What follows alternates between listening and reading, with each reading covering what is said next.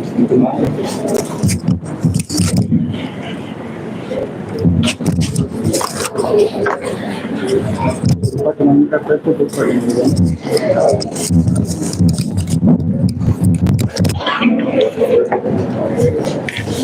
very good morning to everyone present here. Today, on March 8th, 2025, we gather at Kamala College, Kolhapur to celebrate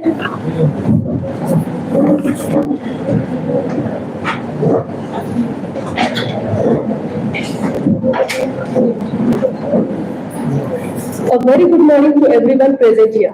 Today, on March 8th, 2025, we gather at Kamala College, Kolhapur to celebrate International Women's Day and to delve into the crucial topic of empowerment of women, changing role of women in social structure.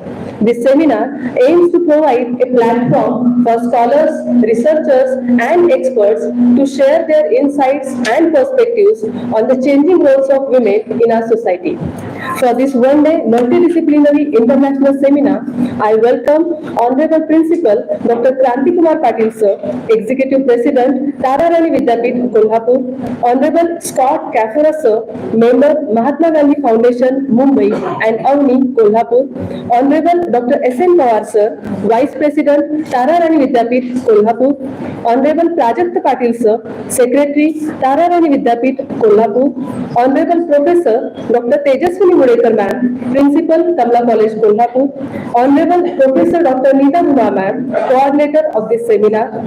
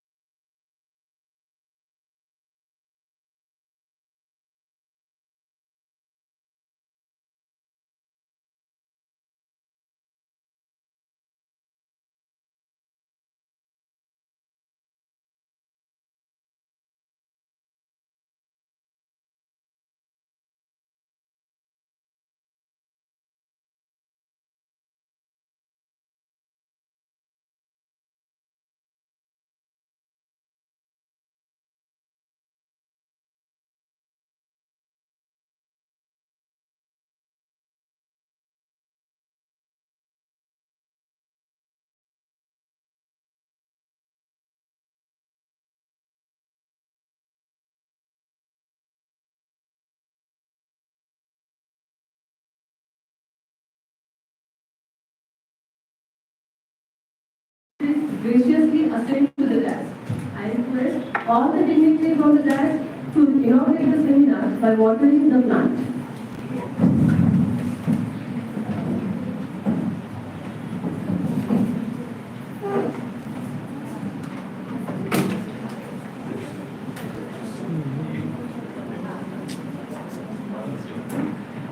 As we water this plant, we symbolize the nurturing and growth of India, just as we aim to cultivate a deeper understanding of women's empowerment through this seminar.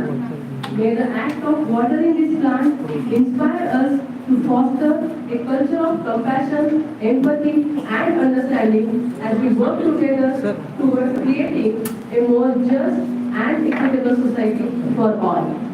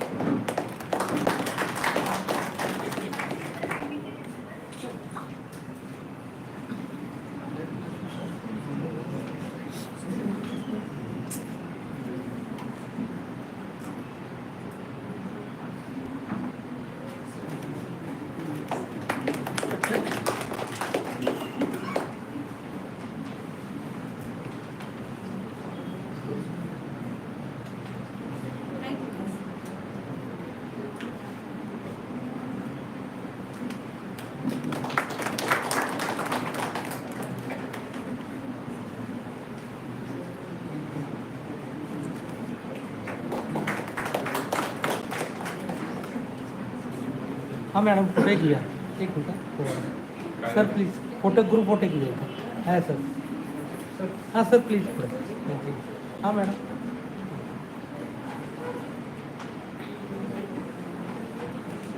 एक minute thank you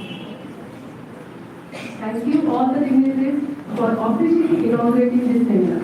Your presence here today is a testament to your commitment to the empowerment of women and your support for the seminar. Thank you. Now, I would like to invite Professor Dr. Neeta Kumar, coordinator of the seminar, to give the welcome address and introduction of guests and seminar as well.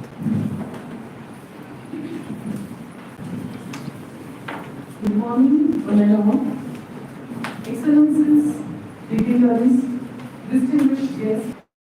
In the land of wisdom and ethical spirituality and art, where unique blend of rich historical and cultural heritage can be witnessed, and warmth and hospitality is felt in its very atmosphere. And of course, in our institution, named after the great warrior queen, Maharani Tararani. Honorable Principal, Dr. Kamala College, sir, Executive President, Tararani Vidyapit Kolhapur, Honorable Dr. S.N. Pawar, sir, Vice President, Honorable Project Party, sir, Secretary of our Kansa, the Chief Guest of the seminar, Honorable Scott Capora, Member, Mahatma Gandhi Foundation Mumbai and Albany, as well as Kolhapur. Principal Dr. Tersani Mudekar ma'am, keynote speaker, Honorable Dr. Vibhuti Patel, Professor, Advanced Center for Women's Studies, Tata Institute of Social Sciences, Mumbai. Resource persons available here, Honorable Nasim Sheikh ma'am, Dr. Anuradha Samant ma'am, founder, Varita Sanskritik Sanstha, and Managing Director of Devraj. Honorable Sri Sanjay Patil, sir, Vice President, Albany, Kolhapur. Distinguished delegates, Dr. Praveen Zavle, coordinator of the seminar, my colleagues and friends. I extend to you warm welcome for one-day multidisciplinary international seminar on empowerment of women, changing role of women in social structure. Ladies and gentlemen, the great visionary, Honorable Dr. V.D. Patil, founded Tadarani Vidyapit in the year 1945 with the avowed vision of empowerment of women. And he was well aware that education of women is essential if we want to empower them in true sense. The institution has all-pervading and stimulating heritage of the omnipotent woman personality Maharani Tadarani, the daughter-in-law of Chhatrapati Shivaji Maharaj. In the year 1984, Kamala College was established and continued with the above mission empowerment of women. The college is named after maternal name of late Sarojini Devi Vishwanath Patil, wife of late President Dr. V.G. Patil.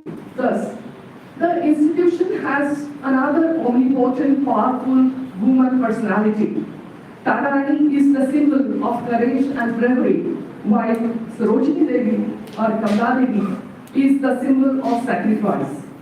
These are two befitting role models for us all. Since its inception, the college has been striving hard to empower women, as Honorable Dr. P.T. Patil felt that women should be strong enough to face any challenges and should be brave enough like Maharani Tararani. Empowering women is more than achieving gender equality. It's about unleashing full potential of women, of course. Women are getting empowered, but we have miles to go. Hence, it is need of the time to communicate and express our ideas on the crucial theme. We ardently felt that this is the opportune time to have a rational discourse on empowerment of women and that will help them cope with the various challenges. Very deliberately, we have chosen this day, International Women's Day, for the seminar. I think no other day would have been more appropriate than this. And since the theme is genuinely multidisciplinary, we received overwhelming response from various disciplines, and we feel very happy that we could evoke a thorough brainstorming. Overwhelming response of 200 plus delegates. They have proved their concern for women empowerment in true sense.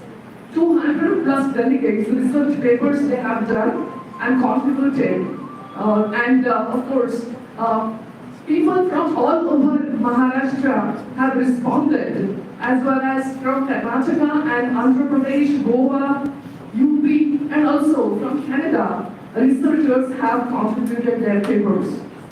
The research papers will be published in a renowned international interdisciplinary research journal, a high impact factor, quarterly peer-reviewed reputed and indexed journal, Navigator, soon. I may not declare the date, but definitely I can promise by the 8th of April you will have your paper. I appreciate your gesture of showing deep concern about the theme. At the same time, we have amongst us such stalwarts who have devoted themselves in the noble cause of women empowerment. Honorable Mr. Scott Kefera, Honorable Mr. Sanjay Patil sir, Honorable Ms. Nasim Sheikh ma'am, Honorable Aruna Samant ma'am, they are actually working at grassroots level for uplifting women and empowering them in various ways. It is really very fruitful to listen to them and their contribution in this field, which is really invaluable and commendable. At the same time, we have academicians like Dr. Vibhuti Patel ma'am, Samant ma'am, and many delegates, scholarly people have been here. Their research papers are really boosting our morale. So this is a beautiful journey, I hope, throughout the day you are going to experience. It is my proud privilege now to introduce our guests at the very outset. As I have just mentioned, it is our immense pleasure to have amongst us today Honorable Mr. Scott Kefera. In short, I would like to introduce him. Scott's formal education is in architecture, music, and industrial engineering, and he has used his classical skills to navigate his way through business management, design, manufacturing, and logistical roles. He has managed the US business operations of 2 international companies along with NGOs throughout Nepal, South Africa, and France. He is committed to improving the economic, social, emotional, and educational needs of unprivileged children around the world. Certified to teach English as a second language, he shares his knowledge of math, science, reading, history, and computers free of charge. At present, Scott resides in Kolhapur, India, where he is working on the design of a children's home for rescued child laborers and homeless children. The planned home is under the direction of the Avani organization. He is on the board of directors of the Gandhi Worldwide Educational Institute and also involved with the Western Maharashtra Child Rights Campaign empowerment movement in India. The fight against female human trafficking in Nepal, Southeast Asia, and Eastern Europe, and the right to reduction program in South Africa. We are thankful to you, sir, for gracing the event by accepting our invitation as the inaugurator. Your experiences and expertise will definitely enrich us. I welcome, sir, on behalf of our institution. Ladies and gentlemen, we are immensely happy to have Professor Vibhuti Patel ma'am as the keynote speaker for the seminar. Professor Vibhuti Patel is from Mumbai basically, and she retired as a professor from Advanced Center of Women's Studies, School of Development Studies, Tata Institute of Social Sciences, Mumbai.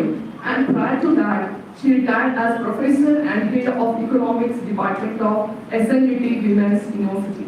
Vibhuti Patel has been a member of various experts committees of IGNOU, Ministry of Science and Technology, NCRT, as well as MDA, Human Development Report, and co-authored many books as well as articles. She has authored many books, and these are really worth reading. Over the last 45 years, she has conducted research on work participation of women, human rights, development economics, women's rights movement, gender and climate change, economic of social infrastructure, with a focus on issues of intersectionality, where gender, human development and social justice meet. An accomplished speaker, academician, writer, and genuinely working for the cause of women, Vibhuti Patel ma'am, we cordially welcome you as keynote speaker through the virtual platform. She will join us shortly. Honorable Mr. Scott Kafora and Honorable Professor Vibhuti Patel ma'am and other resource persons are with us today, and we feel very fortunate to bring together these stalwarts on one and the same days to share their first-hand experiences. Their very presence has heightened our spirit. I hope this seminar will be an enriching experience for all of us. Throughout the day, we are going to have thorough brainstorming and exchange of views on the theme. I wish you all the best and happy Women's Day of course. I thank one and all for kind support and your invaluable contribution in the seminar. Thank you one and all. Thanks.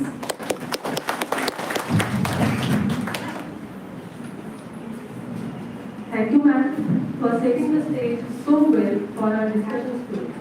Now I call upon Professor Dr. Tejaswini Goenka ma'am, Principal, Kamala College, Kolhapur, to introduce the glorious growth of our institution.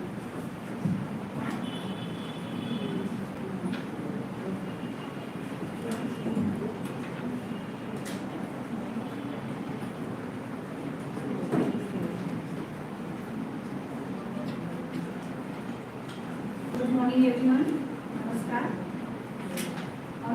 Honorable Chairperson of the one-day multidisciplinary international seminar on empowerment of women, changing the role of women in social structure. Our great leader, strong supporter, and guide, Honorable Dr. Kamala College, sir, Executive President of Tarana Vidyapith, Kolhapur, inaugurator of the seminar, social activist, Honorable Mr. Scott Patel Madam and Naseem Sheikh Madam for accepting our invitation. As a principal of Kamala College, I once again welcome all of you. On this platform, I will take an opportunity to introduce our institution and my college in brief. Our institution, Tarani Vidyapith, was established in 1945 by late Dr. V.T. Patil with only 22 students. It is only women's educational institute having KG to PG classes in the heart of the city of Kolhapur. And now, in our institution, there are 6,500 students studying under one roof. Kamala College is one of the branches of Tarani Vidyapith. Our college is established in 1984 2024 with a novel vision, Women Empowerment. Our mission is to develop women professionals who are academically and technically competent with political, civil, social, entrepreneurship, and economic fields.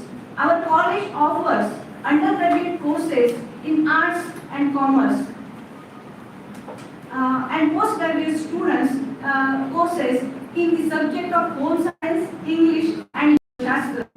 We provide BCA, we hope food processing and management, we hope retail management and IT. In the innovative program, we have PG diploma in yoga therapy. From last year, we have introduced diploma in beauty culture and therapy and so many short-term certificate courses in beauty culture.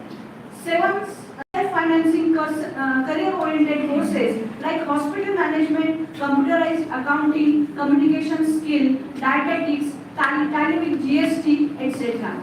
Our YCMU Center is awarded with the best YCMU Center. Our library is fully computerized and we introduce e-learning management system. In our eco-friendly campus, there are 2 girls hostels with all facilities. Our college is honored with College with Potential for Excellence by UGC in 2016 and re-accredited in 3rd cycle by NAC 3.12 CGPA with A grade in 2017. It is valid up to 2027 and 2022-3. UGC has given us an autonomous status. Since 2010, our college has organized 2 state level, 15 national level and 6 international level seminars and conferences, 7 national level, 1 international level webinar and more than 130 workshops in various themes. We choose a very important theme for today's seminar. Women's empowerment is the process of giving women the resources and opportunities to make their own life choices. It can include educational, social, political, economic empowerment. Women's empowerment and achieving gender equality helps society ensure the sustainable development of the country. Women's empowerment has 5 components. Women's sense of self-worth, their right to have and to determine choices, their right to have access, opportunities and resources, their right to have power to control their own lives, both within and outside the home, and their ability to influence the direction of social change to create a more just social and economic order nationally and internationally. In modern era, role of women is changing. I am sure that thorough discussions in these sessions, you will definitely get directions about women empowerment. Thank you very much.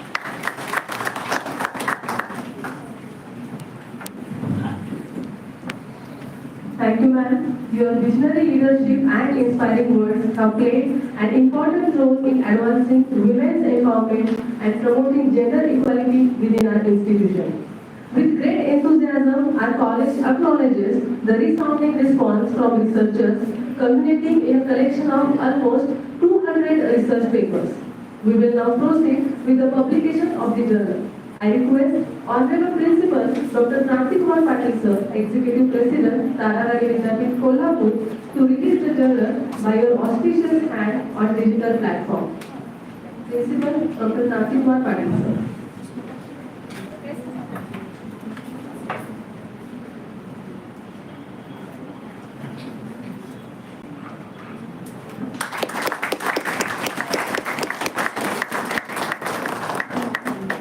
Thank you, sir.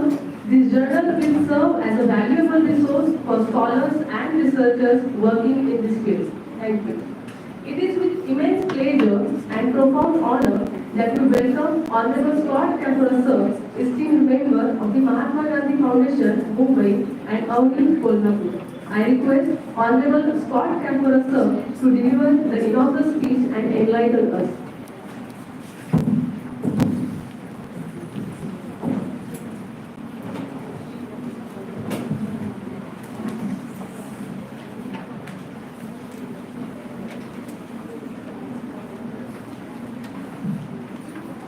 Namaskar. I would like to thank Kamala College, the administration, teachers, students, and delegates for giving me this opportunity to speak with you today. When I was first invited to speak for International Women's Day, I had to pause for a moment. You may have noticed that I'm neither a woman nor from India. However, I do have something meaningful to share with you today, and in fact, that's the main reason that I am in India today.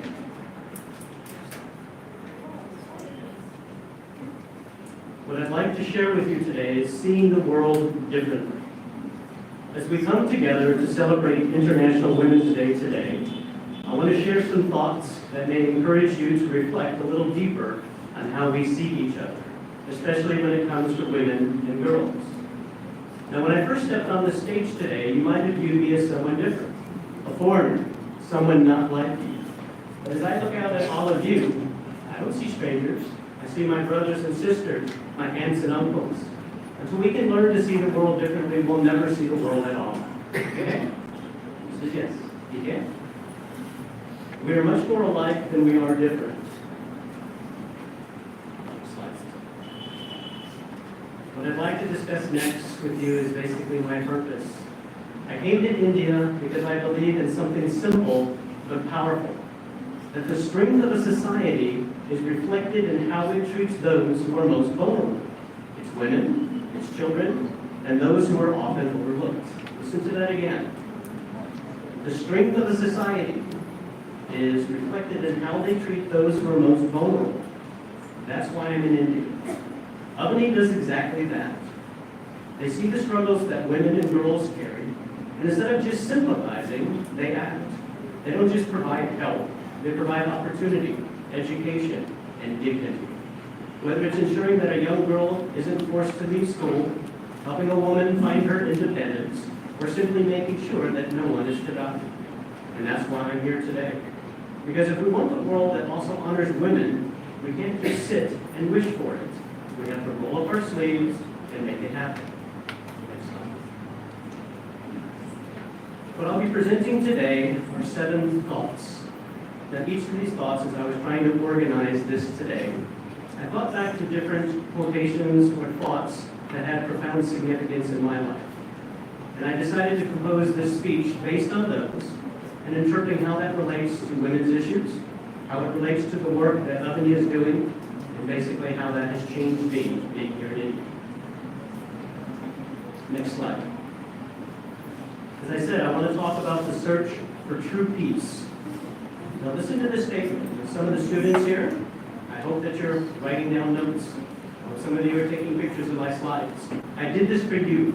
This is the first time I've done this speech. This is a custom speech just for you. But I want you to listen to the profound wisdom in some of these quotes and what we can learn ourselves.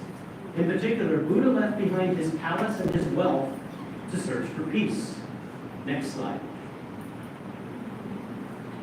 However, we have left behind our peace to search for wealth and a palace. What are we spending our time on? What is true wealth? Is it the money that we accumulate, the possessions we gather, or the titles we earn? Or is it something deeper, something far more lasting? Could it be the lives that we touch, the justice that we bring, and the equality that we create? Today, I want to challenge each of us to think beyond what we have been taught about success. Because true peace, true fulfillment, comes not from what we own, but from what we build. I'm an architect, an engineer, I build things. And what we must build must be a Kolhapur where every person, every woman, every girl has the same opportunities, the same respect, and the same rights as anyone else. We often believe that peace is something we find once we have enough money, enough security, enough comfort. But the truth is, peace isn't something we stumble upon, it's something we create. And we create it not through wealth or power, but through justice and fairness. Peace is found in a Kolhapur where no one is held back because of their gender, where no girl is denied an education, where no woman is treated less than, a place where potential is not wasted, but nurtured and celebrated, And that is why we are here today, not just to talk about change, but to reaffirm our commitment to making that vision a reality. I'm actually quite sad to be here on International Women's Day that we have to pick one day a year to recognize women. That's my bitterness. This is something we do every day. It's great we have a day for it. We should have to have a day just to celebrate women's empowerment. Do you get it? It's much more than that. And that's why I decided to speak today. At Avani, this commitment is not just words, it is action. We work tirelessly to bring education, safety, and economic empowerment to those who need it most. Why? Listen to this phrase. Because injustice and inequality do not just harm individuals. They weaken entire families, entire communities, and entire societies. So listen to what I'm saying again. Injustice, we think, okay, we won't take care of this young little girl, just her. No, it's not just her. This also affects the family, communities, and societies, not just one person. When a girl is denied education, the world loses not just a student, but a future leader, a problem solver, and a force for good. When a woman is denied her dignity, the ripple effect touches everyone around her. And through this work, my own perspective has been transformed. I no longer see change as something we hope for, something we wish might happen someday. I see it as something that we must actively build. One decision, one action, one woman at a time. Change does not wait for the perfect moment. It begins when we decide that enough is enough, that justice cannot wait, that every life, every voice, every dream matters. So I ask you, what will you choose to build? Will we chase temporary comfort, or will we dedicate ourselves to creating lasting peace? Because in the end, true wealth is not about what we take with us, but what we leave behind for others. By providing education, safe spaces, and economic opportunities, we help women reclaim their peace and dignity. And through this, my own understanding has shifted. I no longer see change as something we wish for, but something that we must create, one woman at a time. Next slide. The true purpose of life, for me, is helping others. Next slide. This is one of my favorite quotes, but I want you to listen to me first, then you can read it. The purpose of life is not to be happy. It's to be useful, to be honorable, to be compassionate, to have it make some difference that you lived at all, having eased the burdens of others along the way. Think about that. I hope you're writing some of these down. This has had tremendous impact on me. Listen to that again. The purpose of life is not to be happy. It's to be useful, to be honorable, to be compassionate. Listen to this, to have it make some difference that you lived at all. Now, we often grow up believing that the purpose of life is to be happy. But happiness is not something we get. It's something that we create through serving others.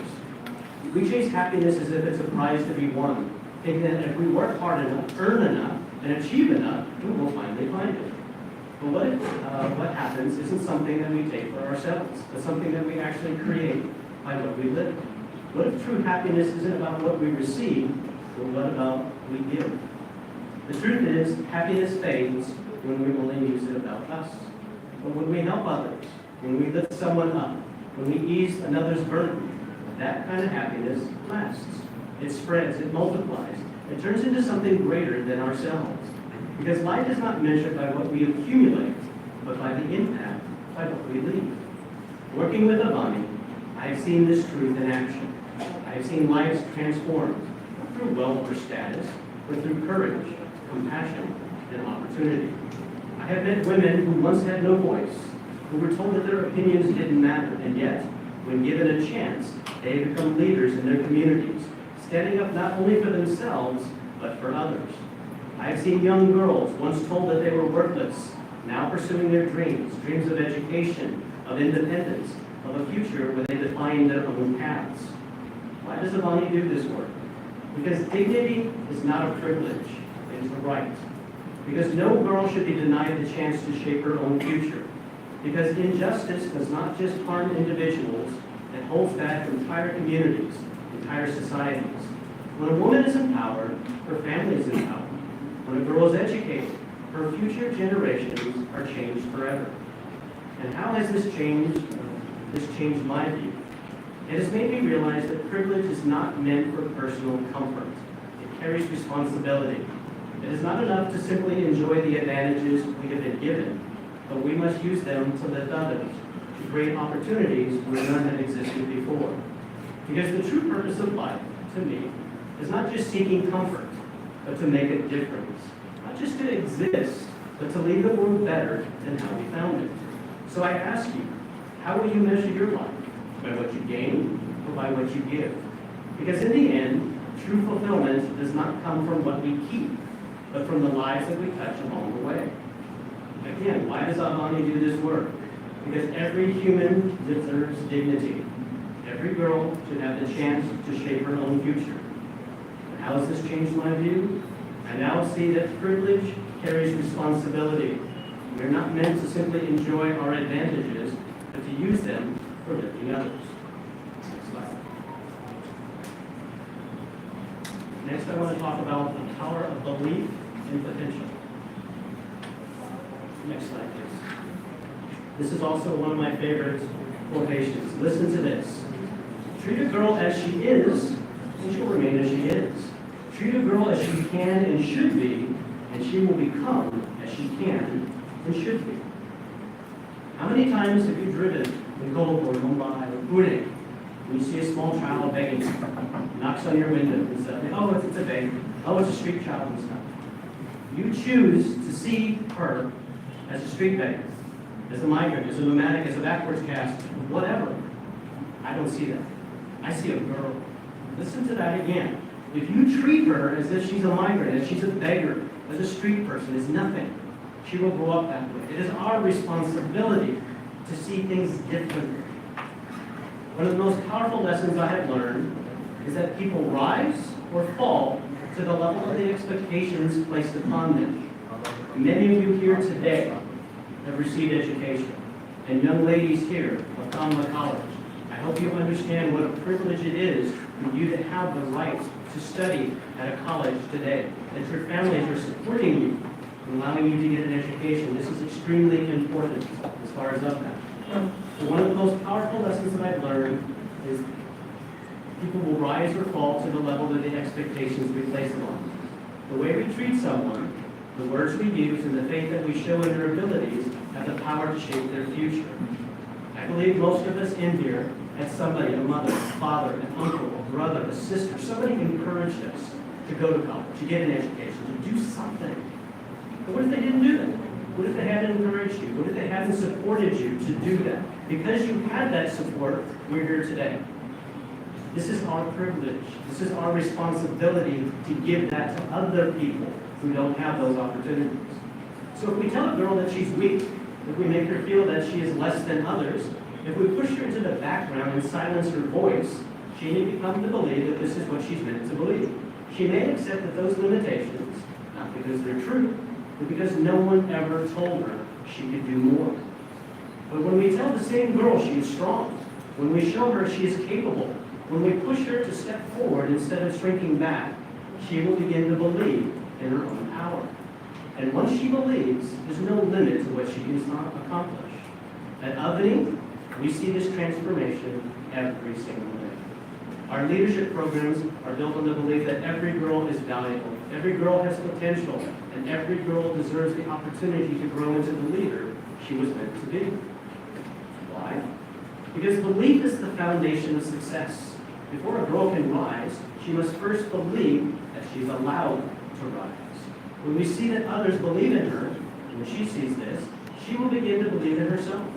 And when that happens, nothing can hold her back. This is not just a theory. This is something that I've witnessed firsthand. I've seen young girls, once afraid to speak, now standing in front of crowds, leading discussions, making decisions, and refusing to let the world ignore them. I've seen women who were told they have no future, now creating futures, not just for themselves, but for others around them. All because someone believed in them. All because someone treated them as they could and should be, instead of how society has told them they were. I hope that if nothing else I say today, this impresses upon you. When you see somebody go backwards cats, or romantic cats, where you see somebody lower than you and stuff. Don't see that. See the human being. See an Indian, a representative of India. Okay? I'm not even from India, and I see them. Okay? Very important how we see the world. And this lesson has changed me too. It has reinforced my belief that change starts in the mind before it reaches the world. That the way we see and treat others directly impacts what they believe about themselves. And that if we want to create a world where equality and justice are real, it starts with how we invest in the next generation. So I ask you, how do you see the young girls around you? Do you see their potential, or do you just see their circumstances? Do you treat them as they are, or could be? Because when we choose to believe in someone's potential, we give them the courage to believe in themselves. And when that happens, we don't just change one life, we change the world. Next, I would like to talk with you about the value of giving. This is one of the simplest and one of my smallest quotations, but that's the most profound. I came across this when I came to India in 2009. This is so short, but it's so profound. What is not given is lost. Many people hesitate to give because they feel that they might lose something. They think that by giving their time, their money, their skills, they will be left with less. But the truth is, what we do not give, we lose anyway. Money can be spent or forgotten. Time passes whether we use it wisely or waste it. Skills are not shared. Skills that are not shared eventually fade away. But when we choose to give, when we invest in another person, in another life, we're not losing. We are creating something greater than ourselves, something that will last long after we are gone. Giving is not just an act of generosity. It is an act of purpose, in a way of saying, I see you, I believe in you, and I want to help you grow. Every time we give, we are planting seeds. Seeds of opportunity, seeds of hope, seeds of change.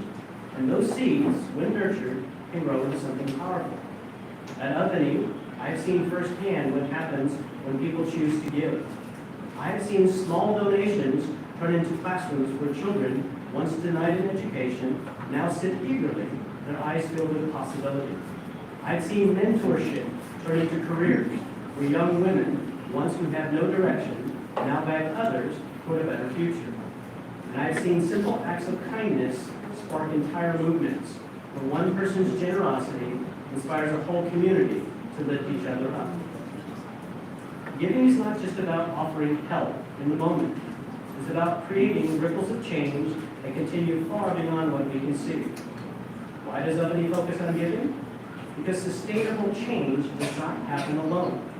Real, lasting transformation is a shared responsibility. It requires all of us to contribute, to step up, to recognize that what we have is not meant to be kept for ourselves, but to be used to the betterment of others. That is why I'm in India today. I didn't keep it to myself. I volunteer here. I have lived in India for 15 years. I volunteer for free. I accept no money because I believe in the work being done. I believe in Albany. I believe in its founder, Honorable Bosale, and one of our board members, Sanjay Patil, who will be speaking here shortly. I found people who are smarter than me. I found people that are doing good work, and I'm allowed to join them in that work. I can't do that. I'm not here to interfere. I did not come to change anything or anyone. I came here to allow India to change me. And I have been changed.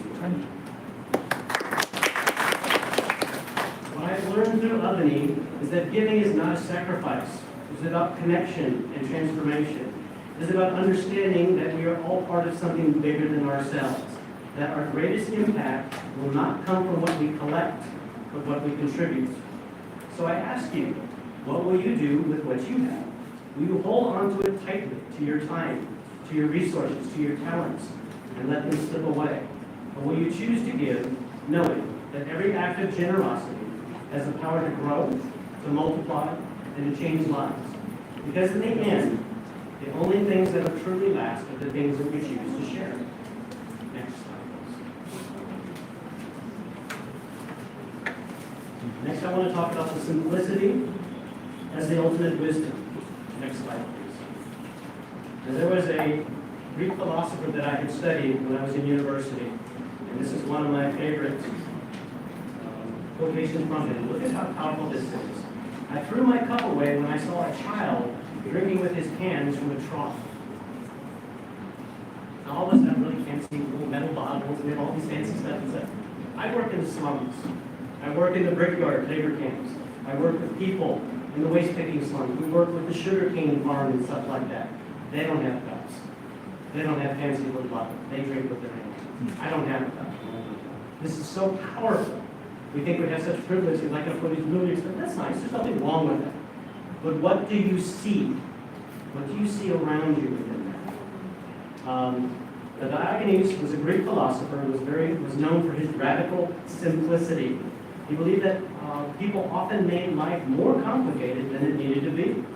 One day, he saw a child drinking water by cupping his hands at a trough. At that moment, Diogenes realized something profound. He didn't even need the wooden cup that he carried. If a child could get by without it, so could he. Without hesitation, he threw it away, stripping life down to what was truly essential. This lesson goes far beyond the material things. It's about the way that we live, the way that we serve, and the way that we lead. Too often we fill our lives with distractions, expectations, fears, and self-doubt that only weighs us down. But when we let go of what we don't need, when we focus on what truly matters, we have clarity. We find purpose. When I left the United States in 1999, I let go of everything. I gave away and sold my house, my four-wheeler, my books, my clothes, my shoes, everything. And for the last 26 years, I have volunteered for free in 30 countries. I only volunteer with organizations that protect women and children, particularly girl child and such. Everything that I own, I can carry with me. I have a backpack, a briefcase, and a duffel bag. If I can't carry it, I don't need it. That is peaceful. That is purpose for me. But I was looking for that. This is my story. I'm not saying you need to do that. This is my story. When I first came here, many of you probably are saying, who is he and why is he here? But at the end of this particular presentation, I'm going to ask you, who are you and why are you here? I know who I am. I know why I'm here. I know what I do. I know the power of an organization like Avani, having leadership like Anuradha and Sanjay of what can be done. Another reason that I wanted to join the Avani organization, I'll just put it this way. Let's say Avani is the #1 cricket team in India. They allow me to participate. I couldn't get here by myself, but I get to play with the #1 cricket team. I didn't do anything, but I can participate. I can help them do what they do better. They don't need me, and that's okay. But I'm happy to work with an organization that is actually doing something. So today, as we recognize International Women's Day, the Diogenes lesson is more important than ever. Women around the world, especially those in marginalized communities, are often burdened, not just with possessions, but with the limits placed upon them by society. They are told that they can, what they can and cannot do, how they should behave, and what roles they must fill. These are not physical objects, but they are just as heavy. They hold women back, keeping them from realizing their full potential. At Avani, we work to remove these burdens, to strip away these unnecessary limits, to help women and girls embrace strength. We provide education, skills training, and support. But more than that, we offer something greater: freedom. Freedom from fear, from oppression, from the belief that they are anything less than capable. When a girl learns to read, she gains power. When a woman learns to trade, she gains independence. When a survivor of domestic violence finds support, she gains a new future. These are the essentials. Everything else is noise. Through my time with Avani, I have learned that simplicity is not about having less. It's about making space for more. More opportunity, more courage, and more change. Just like Diogenes let go of his cup to focus on what truly mattered, we must let go of anything that holds us back from making a difference, whether it's in service, leadership, or daily life. The key is to focus on what is truly important and let go of the rest. Because when we do that, we strip away what is unnecessary. We don't just enlighten our load, we help lift up others. And that is when real change begins. Next slide. This is actually a quotation that my grandfather shared with me when I was very young. And I really didn't understand it. But I always kept it with me. I fully understand it now. Compassion and justice over charity. Next slide. The quotation that he shared with me was from Lao Tzu. But the world needs us compassion and justice more than charity. As I said before, Ubni is not a charity. We're not here to give things and do things for people. We are a non-government organization that rescues, educates, and rehabilitates. That is our focus, to rehabilitate and show them how to take care of themselves. And when we're working with communities, this is community-led development. We identify the leaders. We start self-help groups and such. We train them to take care of their own issues. This is a very simple phrase. You can give a man a fish and feed him for a day, or you can teach him how to fish, and he'll take care of himself. Charity is important, but it is not enough. It is a response, but not a solution. Giving food to the hungry is kind, but teaching them to grow their own food is justice. Providing a woman shelter is necessary, but ensuring she never faces violence again is true change. Charity eases suffering, but justice prevents it. And that is what the world truly needs, not temporary relief, but lasting transformation. If we rely only on charity, we will always be reacting to problems rather than solving them. Charity gives, but justice empowers. Charity offers help, but justice demands change. Imagine a world where people don't have to depend on the kindness of others just to survive, where dignity, equality, and opportunity are built into the very foundation of society. That is the world that Amani is working toward. At Ubni, we do not just give, we empower. We do not just provide, we build. We do not just respond to injustice, we fight to end it. I have seen girls who were once told they were worthless grow into strong, independent women leading in their communities. I have seen families who lived in fear of exploitation find safety and strength through education and opportunity. I have seen women once trapped in cycles of violence and poverty, now standing on their own, shaping their own futures. This is what happens when we move beyond charity and fight for justice. Why? Because real change means breaking cycles, not just addressing symptoms. Clarity alone is like putting a bandage on a deep wound. My work at Ubni has transformed the way that I see service. I have learned that true compassion is not about giving people what they lack. It's about recognizing their potential and making sure that they have the tools and rights that they deserve. One of the aspects I work with the Ubni Shelter Home for Girls. I've been very careful with this. I've worked with children all of my life. But it's not my expectation of where I want them to be. That is not important. What is most important for me, and I've learned in my time here in India, is I meet that child where they are at now. We will be disappointed. Okay, we can be adopted. Maybe they're not going to be adopted. We need to see them as they are now, where they are, and help them at that particular stage. This is extremely important. My work at Ubni has transformed the way that I see service. I've learned that true compassion is not about giving people what they lack. It's about recognizing their potential and making sure they have the tools and rights they deserve. Listen to this. It's about creating independence, not dependence. It's about making sure that someday our work is no longer needed because justice has taken place. So I ask you, will we settle for charity or will we fight for justice? Will we continue to put temporary patches on problems or will we work to end them? The choice is ours. The power is in our hands. And if we choose justice, the world that we create will be one where all people have a chance to thrive. Next slide, please.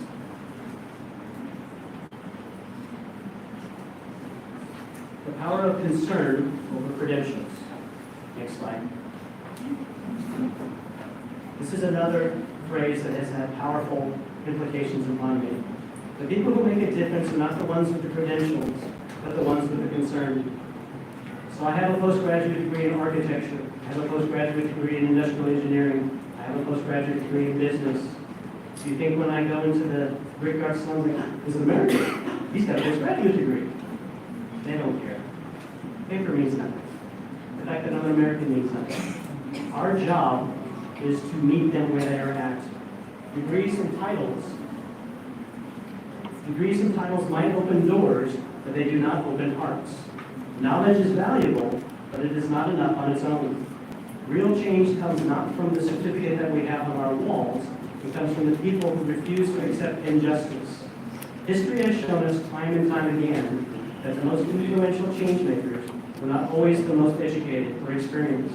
Some of the greatest leaders, reformers, and visionaries had little formal training in issues that they tackled, but they had something much more powerful: deep concern, relentless determination, and an unshakable belief that they could make a difference. It has never been about what degrees they held, but how much they cared. At Avani, we see this truth in action every day. The women and girls we work with do not wait until they have the perfect credentials to lead change. They step forward because they care. I've seen young girls once told that they were not capable rise up and advocate for their rights. I've seen women without formal leadership training become role models in their community simply because they refuse to stand by while injustice continues. They are proof that transformation does not require permission, it requires passion. Why? Because passion, not paperwork, transforms communities. Because the world does not need more people waiting until they feel qualified. It needs people who are willing to act now. My time with Avani has reinforced my belief that genuine care will always outperform credentials in creating impact. Skills can be taught, knowledge can be gained, but the willingness to stand up and do something, that comes from the heart. Avani thrives in this principle. Why? Because passion, not paperwork, transforms communities. So I ask you, what will define you? The titles on your resume, or the lives you touch? The degrees you earn, or the difference you make? The world does not need more bystanders waiting until they feel ready. It needs people who care enough now to act, right now, with what they have. Because at the end of the day, it's not the credentials that change the world, it's the concern, courage, and commitment to make things better. Next slide. The next slide I have before I conclude is the importance of belief. Next slide. Now in the West, we have a phrase that's kind of skeptical. It says, I'll believe it when I see it. But the truth is, you'll never believe it. You'll never see it until you believe it. Think about that again. No, I'll believe that when I see it. Change the words to that and reverse it. And it has a profound statement. You'll never see it until you believe it. Belief is something, belief is where everything begins. It's the foundation of every great movement, every great act of courage, and every step forward to a better world. If we do not believe that change is possible, we will never work to create it. If we do not believe in equality, we'll never fight for it. If we do not believe in injustice,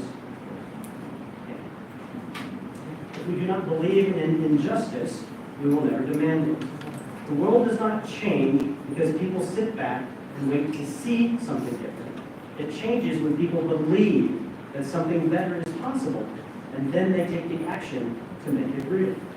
Think about the greatest achievements in history: fights for civil rights, India's independence struggle, the movements that changed the course of humanity. They all started with belief. Someone had to believe that things could be different before they could convince others to join them. Someone had to stand up and say, I believe in a better future, even when no one else around them could see it yet. Without belief, there is no progress. This is the same lesson that I have learned at Avani. When we work with young girls, we do not just teach them skills to provide them with resources, we teach them to believe. Because when a girl believes in herself, she starts making choices that reflect that belief. She starts raising her voice.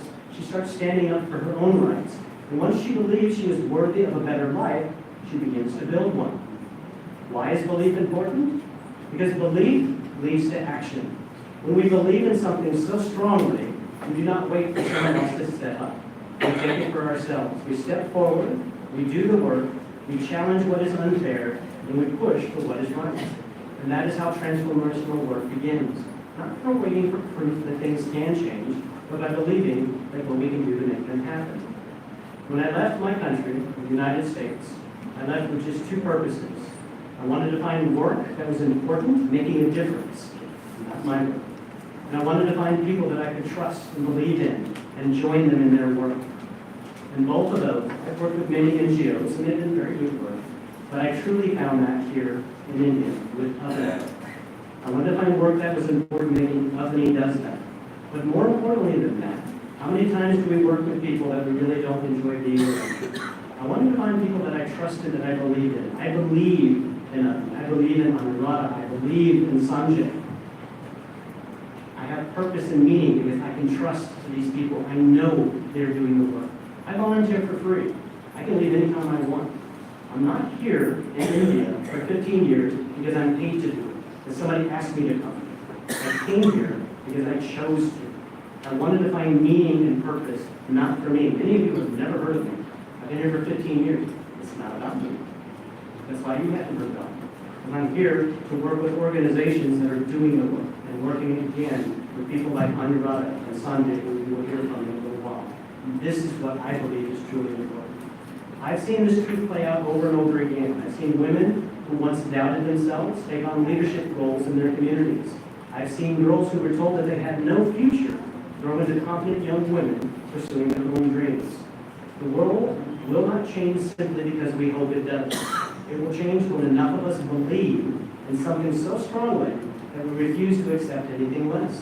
It will change when we stop waiting for proof and start being the proof. When we stand up, speak out, and create change when we want to see.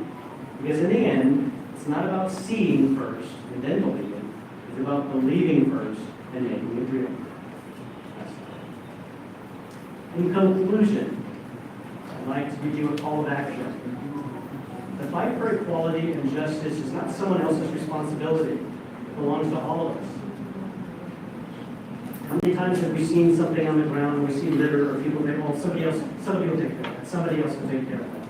And guess what? We're also that. I'm somebody else. I came to India to do this work because I'm somebody else. But it's not somebody else's problem. It's somebody, right? I'm happy to be here. I'm that somebody. Each of you are that somebody. Don't overlook your India. What I'm describing to you now is my India. This is my story. I'm excited about this. Are you passionate about the work that you do, the studies that you're doing, the people that you work with? If not, we need to find new work. That is what keeps us going. But the fight for equality and justice is not somebody else's responsibility. It belongs to all of us. Next slide. Each of us has the power to create ripple effects of change, but it begins with one simple decision, the decision to act.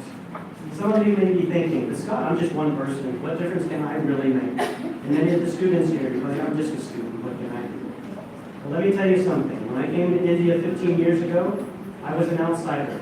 I didn't speak Marathi. I didn't understand the culture.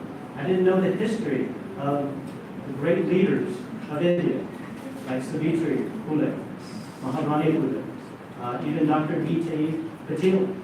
Before I came to India, I never heard of King Shahu, King Shivaji, Mahatma Gandhi, Dr. Ambedkar. Outside of India, nobody's heard of them. I came here to learn, to see and experience the beauty of India. And yet here I stand. I'm just one person. I don't speak the language. I work with an organization that is making change. Each of you in this room has the ability to do that. Maybe you can't feed 100 children, but you can feed one. That's all it takes. It's a simple act of kindness within. I volunteer my time not because I have to, because I believe. I believe that women and girls in Kolhapur and India who have been exploited and overlooked deserve better. They deserve protection, they deserve education, they deserve the chance to live free from fear. They deserve dignity, and most importantly, they deserve hope. That is why I work with others, to help create a future where every girl knows she is valued and every woman knows she has a voice. At the beginning of my talk, I shared a quote with you about Buddha leaving his palace and wealth in search of peace. In many ways, as I've explained before, I have walked a similar path.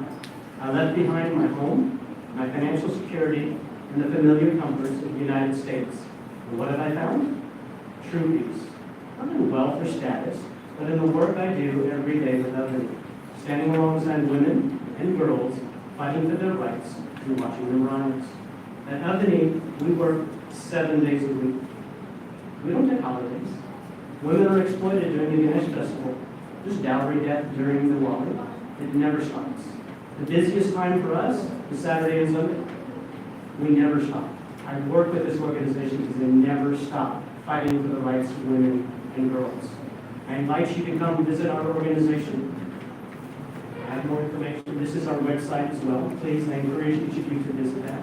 But if one person can make a difference, imagine what we could do together. Again, I've shared, and I've said this many times, this is my ending. What is your ending? What do we do? What can we do collectively and individually to improve Kolhapur? Avni is a public organization dedicated to protecting and empowering women and girls. But we cannot do this alone. We need you. Please visit our website, learn about our programs, spread the word, and if you can, contribute. Because every donation, big or small, helps change the lives of women and girls here in Kolhapur. But most of all, let us not just celebrate women today, as I said again. Let us commit to empowering women every single day. Let us take action. Let us raise our voices.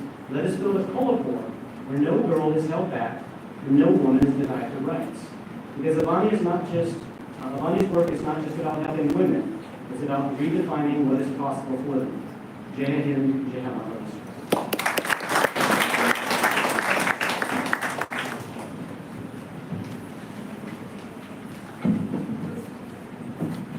Thank you, sir, for your motivating and thought-provoking address. Your words have inspired us to work towards creating a more equitable and just society for all. It is my honor to invite our distinguished keynote speaker to share her insights.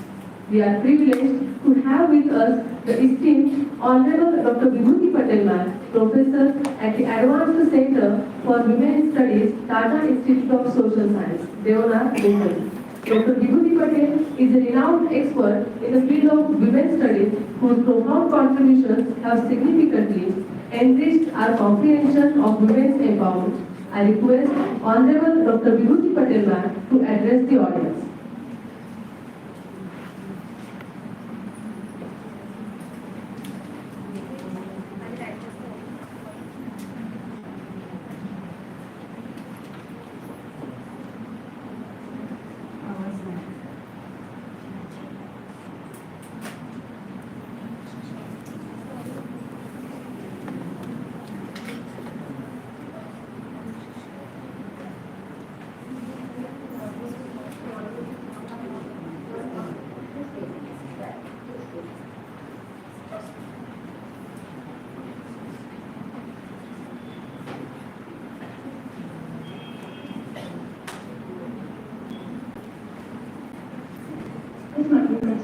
Yeah. Thank you. Very happy Women's Day. It's echoing. I think we have two shots. One, there are two accounts also, and one we have to be stopped. There is echo. Hello? Yes. This one we have to stop one account. My voice is echoing. So very good morning to one and all, and happy Women's Day, which symbolizes solidarity, sisterhood and empowerment of women. And it is the theme of today's international conference, women's role in changing social structures. First of all, I would like to express my heartfelt thanks to full team of Kamala College, which is really I'm honored that I'm invited by such an excellent academic institution. I express my greetings and gratitude to Prabhu Kumar Patil ji, Honorable S.S. Pawar ji, Honorable Prajakta Patil, Honorable Vijay Baker. Today we got erudite presentation by Honorable Dr. Kapura and organizers and coordinators, Sri Professor Chaudhary and Professor Geeta Suman, who has been in touch with me. And for this keynote address, I have my PPT and I have tried to cover as many aspects of the something given by in the brochure. And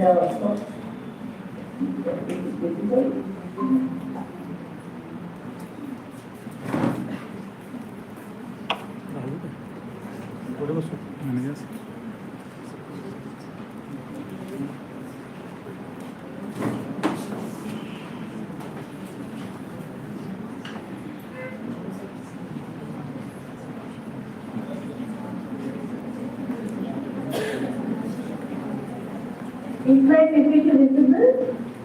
Hello? Screen is not. Yes, ma'am. Is it visible? My PPT? No, no, it's not. Okay. Yeah, I have, again, okay, I use function and then again. Is it Chrome tab, window or entire screen? Which one should I click? Which one should I click? You can share entire screen. I've done. Now just tell me, is it visible? Yeah. Is it visible? Hello? Is the PPT visible? And can I make slideshow mode? Is it visible now? Yes, ma'am. Is it moving? Yes, ma'am. Okay, so that means you have good bandwidth. So my presentation about empowerment of women in a changing role of women in contemporary social structure, as you can see in the pictures also, women are in all walks of life and all fields. One poster made by women, by young women, is about the multitasking that women are doing. They are doing care work, they are doing housework, they are doing professional work, and they are also managing the community. So, in 2001, Parliament of India unanimously accepted national empowerment policy for the country, and politicians from and a member of Parliament in Rajya Sabha and Lok Sabha from all political parties, they accepted the mandate of empowerment of women in India, which talks about equal access to education for women and girls that would be ensured in India. Special measures will be taken by elimination of discrimination, universalization of education, eradication of literacy, and creating a gender-sensitive education system that is also the mandate of this, and which includes both obstacle related education, vocational education, enhancing technical skills, which is so important in the 21st century. Very much technology-related, technology-oriented and technology governed society. So, reducing the gender gap in secondary and higher education, we have achieved to a great extent thanks to Right to Education, the Gautama Shiksha Abhiyan, which Indian Parliament passed since the year 2000, took the past 25 years. We will see students and children from the marginalized sections are getting enrollment. So many states have reported 100% enrollment of girls in the at the entry level. Only when they go ahead, like the secondary school and the university education, the dropout takes place for both boys and girls from the marginalized section, and that way we are trying to address. So, after 16 years, the government of India also prepared the draft national policy, but it remained only draft. It did not become policy because there were so many roundtables took place and so many discussions took place, but there was no unanimity, so it was not placed in the parliament. India is also signatory to CEDAW, Convention on Elimination of All Forms of Discrimination for advancing women's economic rights and equality in education. So that is also global promise that we have given to the UN. And currently, if you see the scenario, that we have the latest data is only from 2011, because of COVID, we could not have 2021 data, but that also shows that we are going ahead in terms of literacy. Still, there are challenges in the rural areas which we find more, the education infrastructure is weak, so many villages don't have schools, parents will not send, and it's a question of security and safety that you can't send your girls away from the village. So that also is a challenge that we are facing. Enrollment of boys and girls in the higher education, you can see that girls are now, parents are ready to spend their money even on girls' education. Even with the privatization, we see that the enrollment of girls, this was in 14-15 data, after 24-25, after 10 years, even the scenario is better as per the IIA report. In higher education, you can see that in arts and commerce, highest number of girls are there. Girls percentage is much, much higher in arts, commerce, and BSc science. After that, the gap increases. When it comes to technology, engineering, master's courses, business, science, law, medicine, you see that the percentage dwindles. Public expenditure on school education has also increased slightly because the Quadrilateral Commission way back in 66 had told 6% of GDP should go. Even the new education policy, National Education Policy 2020, has recommended 6% of GDP should go for education. So we haven't received that target. So even in the school education, the private for schools, they are flourishing. The state and the Sarva Abhiyan, the allocation is made, but otherwise we see that the spending pattern of Indian state when it comes to education, it is very low. We need to fight for more, the taxpayers' money should be used as a publicly funded education is so important. Major concerns in education when it comes to empowerment of girls and women is that at every level women's education profile, though it has improved, women's enrollment into higher education has gone up from 7.5% in 2002-2003 to 20% in 2012-13 and even more now. So still the gender gap remains. Moreover, all children of the marginalized sections like Dalit, Adivasi, religious minorities, they face multiple hurdles in accessing quality education. So when we go to municipal school and we work in the communities in Mumbai, they say that we have chakachak uniforms, we have chakachak shoes, we have chakachak school bags, we are given water bottle, we are given midday. But when it comes to quality of education, has come the problem. So because the children don't have the background at home, they don't come from the intellectual tradition, and in school, getting extra education is required, and most of the children, and especially girls, they drop out because they can't cope up with English, science, and math. So after 7th standard, it becomes very difficult for them to negotiate. The judicious implementation of right to education, not only in terms of infrastructure and the services, but also in terms of quality of education. Special focus on education needs of Dalit, Adivasi, Muslim, and disabled girls. Enhancing quality of education under Sarva Abhiyan, imparting gender-sensitive education and challenging stereotypes, increasing the mandatory education for education up to 5%, and increasing retention rate in secondary and higher education levels with the help of affirmative action, and also convincing the parents and reducing digital divide, and also regulation of private sector in terms of implementation of right to education, 25% fees for poor children.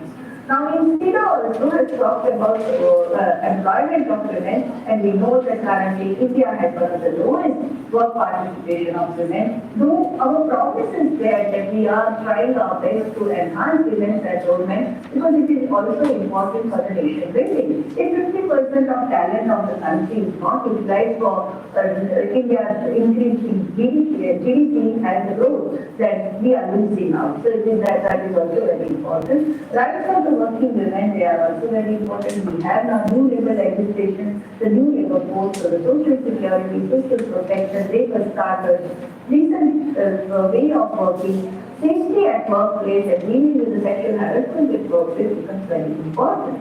Now, for economic rights of women in India, we have women's access to economic rights is limited due to informalization. 94% of women are in the informal labor market where there is a law of gender. So more and more registration and regularization of informal sector is also very important. We have progressive laws such as Equal Remuneration Act 1936, which talks about equal opportunity, equal treatment, and equal reward for women. Women in the organized sector have used this law wherever they have found injustice and discrimination. We also have a revised Maternity Benefits Act, which has increased the paid maternity leave for women from 12 weeks to 26 weeks. Paid maternity leave for men, husband is also, or a partner is also for 15 days. We also have organized sector workers act, because majority of women are in the organized sector as per the unrestricted committee report. So we need to have an economic policy, the macroeconomic policy, which takes care of the differential gender needs, the social location of women and the intersectional marginality which are faced. We need to take cognizance of that and accordingly come up with the protection, social security, social protection policies. Currently, everyone is discussing. If you read the newspapers, if you read the global discussions in the World Economic Forum, or in the UN, or in the International Labour Organization, domestic women workers has become a very important topic because after the Nirvaya tragedy, we are seeing the drastic reduction of work participation of women from the Indian economy, and four major reasons which are the women. The child care is a very important duty that women have to perform. Elderly care, because now our population pyramid is top heavy. We have more elderly people, percentage of children, and the youth is declining because the birth rate has gone down. Life expectancy of the senior citizens has increased. So care work has become very important, and when you don't have a publicly funded care facility, it becomes the women of the household, your sisters, your mothers, your sister-in-law, and your daughters have to do perform the duty of elderly care. So that is the third one is whenever we are moving towards Industry 4.0.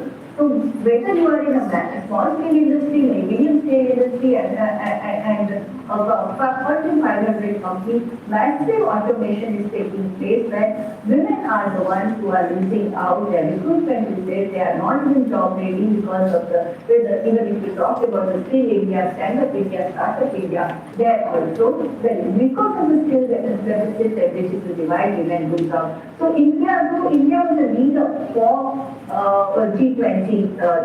But even in G20 countries, among them also, if you see the lowest work participation among G20 countries is also found in India. Our neighboring countries such as Sri Lanka or Nepal or Pakistan, they have a better profile when it comes to work participation. These are the latest data that we got from the periodic labor force participation rate, where it shows that now the work participation of women has increased. But the fact is that all those who were earlier unpaid family workers, they are now shown as workers. Okay? So it is not that the scenario has changed. But the women who were working in the own enterprise or even in the agricultural sector, they don't get job anything, they work in the family farm. They are also classified as workers. Earlier they were called unpaid family workers, now they are called own account workers. So it's a name and change, but the reality has remained the same. If we see the sectoral distribution of women in the workforce, Indian workforce, we see that more women are in the informal sector, and they are in urban industrial sector, only 29.5% are there. The majority of them are either in services, and services doesn't mean that they are in offices. Most of the services are that of care work, that is domestic workers, because even now the middle class of India, more than 30 crore Indian middle class, they have the capacity to hire domestic workers for child care, for the cleaning of house, for cooking, for elderly care has increased. So many women are into the service sector and in our own teams, that it is a white collar job. Even the platform-based activities in which the nutrition or elderly care workers they are providing. In the rural areas, we see that most of the women are in the agriculture-related work. So working or not, that is the report which I read has come out with. So what determines women's labor force participation in India, I think I recommend. It is there, it can be easily downloaded. So this whole important challenge that we are facing in terms of empowerment of women, the declining work participation of women, maternity, child care and elderly care ratios which are so much higher on Indian women, and that's why they as per the McKinsey report. Reason for marginalization of women is dual economy model that we have. Only 6% of women are in the organized sector, 92% are in the unorganized sector. Migration, rural to rural migration, rural urban migration, interstate migration, cross-country migration has escalated in the globalized India, which are globalization, liberalization, privatization policy was adopted in 1991, and we have seen that those who are migrating, their human rights are violated. Agricultural change has taken place in a big way, cash taxes, and the commercialization of crops that is also affecting the most of the women are in the subsistence sector. We will go to the status of a farmer. When we talk about women in a farm sector, we call them farmers' wives, we call them farmers' daughters, we call them farmers' sisters, we call them farmers' mother, but we don't call them farmers. So, all of the assistance sector is security and food sovereignty is provided by women. Modernization of the economy has also affected women because rationalization, mechanization, automation, women are forced to be fired and staff to be hired. Labor relations and labor processes have changed drastically. There has been electronic revolution, teleworking and outsourcing is happening.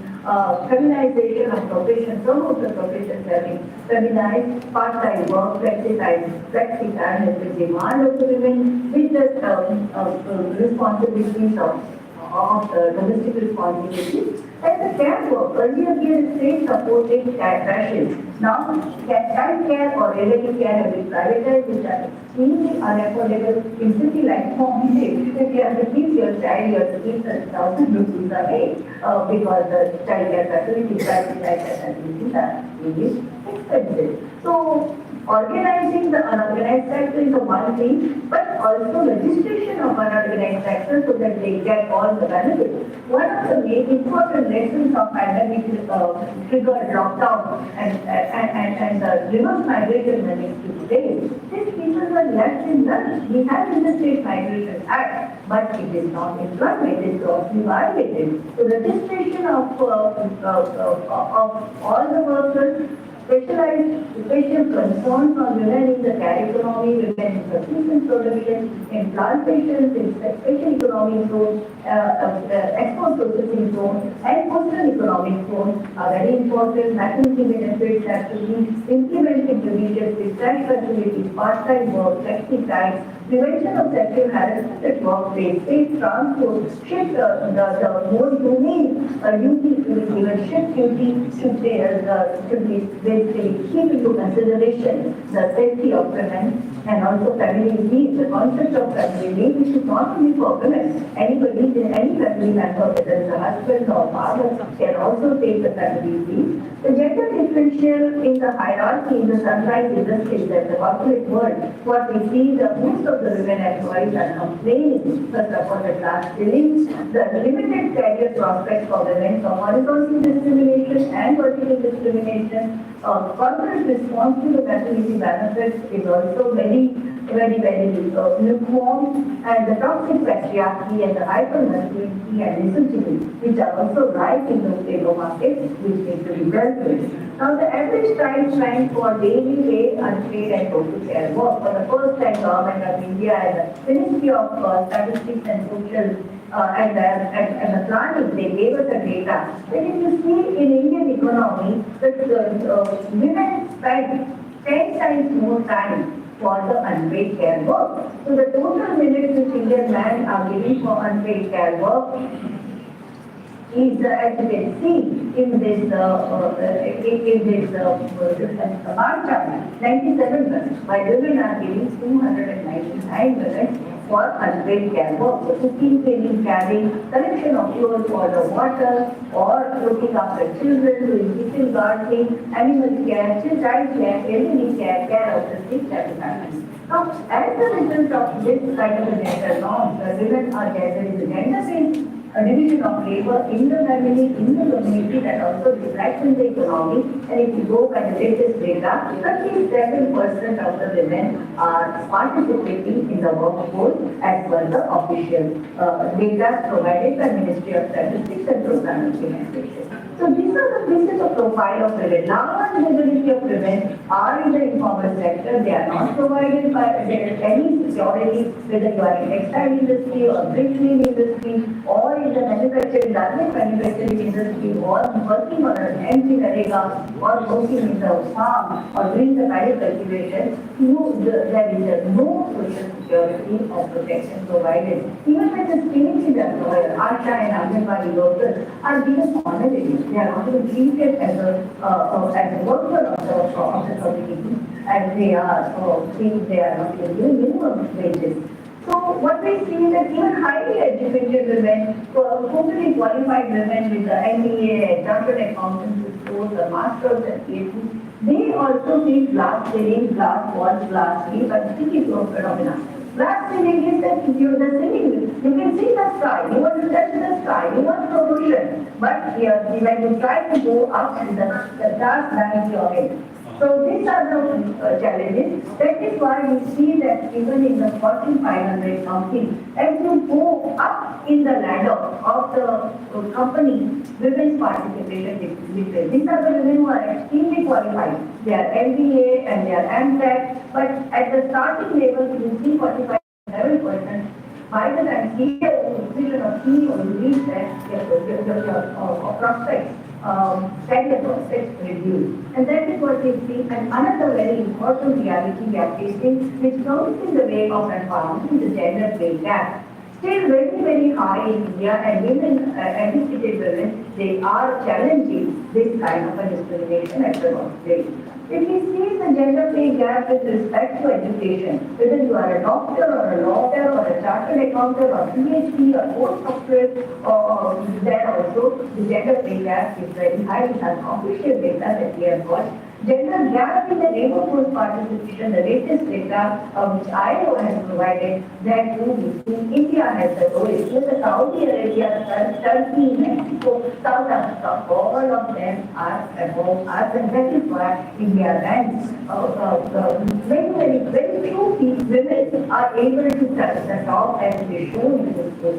Participation of women in electoral politics, we have an excellent record of women in the panchayat raj institutions, both rural and urban panchayat raj institutions. Women have done a good, excellent work from 1994 to 2025, 31 years of experience. But still, if we see when it comes to Lok Sabha or when it comes to Parliament of India, we have a very low percentage of women. If this graph, most of the political leaders, when they don't give tickets to women, they say that we have a problem of visibility, which is not true. The reality shows that women have a better visibility, as you can see in the lower graph. Red line is for women, blue line is for men. Women have a better chances of winning the election, provided the leaders, the political parties give them tickets. So women's reservation means we have a very, very long history. Right from 1996, women politicians or private members have been included. And with the data that women elected representatives have a better economic performance, there are fewer criminal charges than women politicians, they are less corrupt, they get work done, and they are conscientious. Still we saw that so many times they try to introduce the bill that are in the parliament, except for a doctor and breaking of furniture with the whole world show. It was but finally in September 2023, we managed to introduce, not only introduce and also pass the bill, and now we have a Women's Reservation Act, which will be implemented in 2029 Lok Sabha election. So current scenario of latest 17th Lok Sabha election is that shown that out of 542 seats, we have 78 women in Lok Sabha. That means 14.44% women are there in the upper echelons of our structure. So women's political decision making and governance is very important. It is not only the politicians, but also in the judiciary, in the administration, IAS, IPS, IFS, everywhere women's percentage has been increasing. So that is very important. Some of the controversial issues that when touch the issue concern for women empowerment, what they are Sati in 1987, Shamani case in 1982, Communal Caste case in 1993, caste in conflict riots including 1980 to 2023 in different parts of the country, moral policing, which became a very important issue in 2006, Nirbhaya to became part of the sexual violence became a very polarized Indian political and social scenario, and questions of honor killings, they are also very important, and there are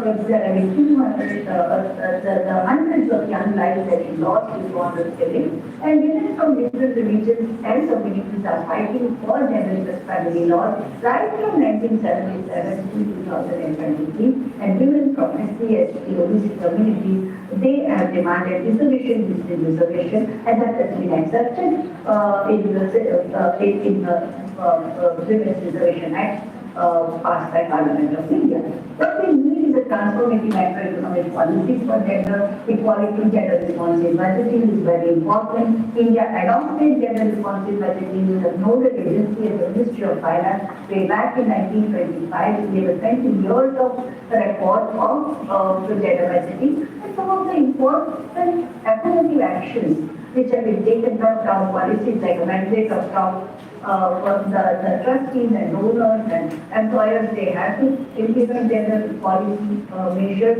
State policies, so many states have a women's policy. Maharashtra was the first state to have women's policy way back in 1994. Every 3 years there's a revision, all the new challenges and issues are included. At the bottom of table, women's voices through the women's rights organizations have been brought to the fore. We have a men's organization such as MAVA, Men Against Violence and Abuse in Mumbai. We have a Purush Uvacha organization in Pune. That they also challenge patriarchy in a day-to-day life as well as in through the public education, the elements from media and also education system in terms of establishment of women development cell. Global pressure is also there for India to come up with a more progressive measures for empowerment of women, and the social movement, Dalit movement, Adivasi movement, workers movement, peasants movement, and human rights movement, they are also bringing in the concerns of their empowerment of women. These are the references I have used. All of them can be easily accessed, and you can all those who are interested in further specialization in this issue and use it for their own public education, they can avail that. Thank you very much once again for giving me this opportunity to participate in this important celebration. Thank you. Thank you, ma'am. Your enlightening perspectives have deepened our understanding of the Hello.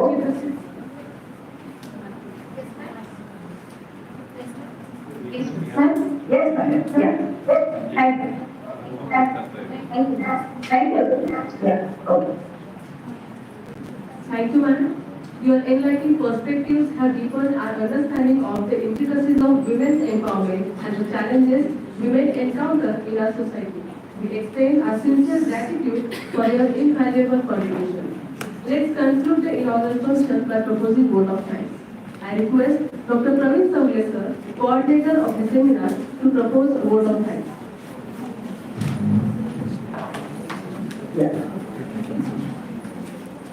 नमस्ते, सम्मानीय मंच, आदरणीय मुख्य अतिथि, विशिष्ट अतिथिगण, विद्वान वक्तागण एवं सभी माननीय उपस्थित जन।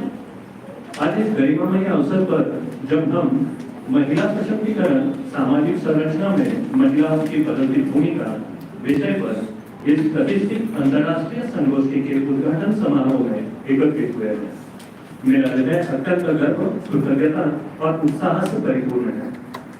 हम सभी इस सत्य से भलीभांति परिचित हैं कि महिलाओं का सशक्तिकरण केवल एक सामाजिक विषय नहीं, बल्कि एक वैश्विक क्रांति है जो समानता, न्याय और प्रगति की दिशा में एक नए आयाम स्थापित कर रही है। इस विमर्श को और अधिक समृद्ध करने हेतु इस मंच पर उपस्थित हमारे विशिष्ट अतिथि, विषय विशेषज्ञ एवं विद्वान वक्तागण अपनी अमूल्य अंतर्दृष्टि प्रदान कर रहे हैं, जिसके लिए मैं डॉक्टर प्रवीण चौगले हृदय से आभार व्यक्त करता हूँ। सर्वप्रथम मैं हमारे माननीय मुख्य अतिथि, आज की संगोष्ठी के अध्यक्ष माननीय डॉक्टर कार्तिक कुमार जी पाटिल साहब के प्रति विशेष आभार व्यक्त करता हूँ, जिन्होंने अपनी गरिमामयी उपस्थिति से इस समारोह को एक नई ऊंचाई प्रदान की है। साथ ही मैं हमारे सम्मानीय विशिष्ट अतिथियों में माननीय Scott de Caffero, member Mahatma Gandhi foundation Mumbai and Avani Kolhapur, और माननीय doctor Vibhuti G Patel, professor advance centre for women studies, Devnath Mumbai का भी विशेष हार्दिक आभार व्यक्त करता हूँ, जिनकी उपस्थिति ने इस संगोष्ठी को और अधिक सार्वजनिक और प्रभावशाली बनाया है। आपके बहुमूल्य विचार न केवल इस संगोष्ठी को संवाद को समृद्ध करेंगे, बल्कि समाज में सकारात्मक परिवर्तन लाने में सहायक सिद्ध होंगे, ऐसी मुझे आशा है। माननीय संस्था उपाध्यक्ष डॉक्टर एस.एन. पवार जी साहब और माननीय संस्था सचिव महोदय राजप्ती जी पाटिल साहब को हम आपकी इस महत्वपूर्ण संगोष्ठी के सफल आयोजन में अमूल्य सहयोग और मार्गदर्शन के लिए मैं हृदय से आभार व्यक्त करता हूँ। आपकी दूरदृष्टि, नेतृत्व और सतत प्रेरणा ने इस आयोजन को एक प्रभावी मंच प्रदान किया, जहां महिला सशक्तिकरण पर सार्थक विमर्श संभव हो सका। आपके सहयोग और प्रतिबद्धता के लिए हम सभी आपके आभारी हैं और भविष्य में भी आपके मार्गदर्शन की आशा रखते हैं। मैं इस संगोष्ठी की सफलता में प्रत्यक्ष रूप से योगदान देने वाली हमारे महाविद्यालय की प्रधानाचार्य प्रोफेसर डॉक्टर तेजस्विनी जी मुलेकर, उनके प्रति भी तहे दिल से शुक्रिया अदा करता हूँ कि जिन्होंने हर कदम हमारा साथ देकर हमारा हौसला बढ़ाने का काम किया तथा हमें हर कदम मार्गदर्शन भी किया। साथ ही आयोजन समिति के सभी सदस्यों, तकनीकी एवं प्रशासनिक सहयोगियों तथा मीडिया प्रतिनिधियों का भी हृदय से धन्यवाद अदा करता हूँ। आपके अथक परिश्रम और समर्पण के बिना यह आयोजन संभव नहीं हो पाता। विशेष रूप से मैं हमारे उत्साही प्रतिभागियों एवं श्रोताओं का आभार व्यक्त करता हूँ, जिनकी जिज्ञासा, सहभागिता और प्रतिबद्धता ही इस संवाद को जीवित बनाती है। आप सभी की भागीदारी से ही यह संगोष्ठी अपने वास्तविक उद्देश्य की पूर्ति कर सकती है। अंत में मैं इस आशा और विश्वास के साथ अपनी वाणी को विराम देना चाहूंगा कि यह संगोष्ठी न केवल बौद्धिक विमर्श का मंच बनेगी, बल्कि विचारों को क्रियान्वित करने की दिशा में एक महत्वपूर्ण और प्रभावी पहल साबित होगी। हम सभी मिलकर महिलाओं के लिए एक अधिक और सशक्त भविष्य की नींव रखें, यही हमारी सामुदायिक जिम्मेदारी और संकल्प होना चाहिए। पुनः आप सभी का हृदय से आभार व्यक्त करता हूँ। धन्यवाद। जय हिंद।